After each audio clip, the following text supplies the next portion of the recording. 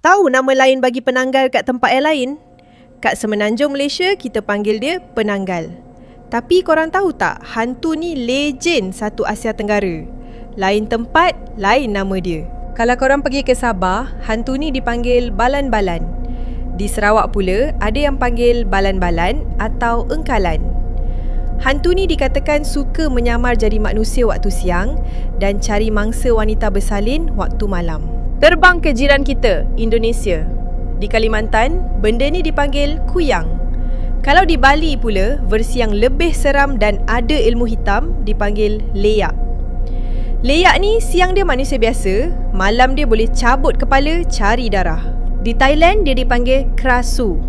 Krasu ni unik sikit sebab selalunya organ dia bercahaya warna merah atau hijau bila terbang malam-malam.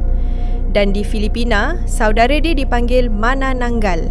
Cuma manananggal ni lagi ganas. Dia cabut separuh badan dan ada sayap macam kelawar. Walaupun nama lain-lain, penanggal, balan-balan, kuyang, krasu, manananggal, selera dorang sama. Darah wanita bersalin dan bayi. Korang pernah nampak yang mana satu? Cuba komen kat bawah.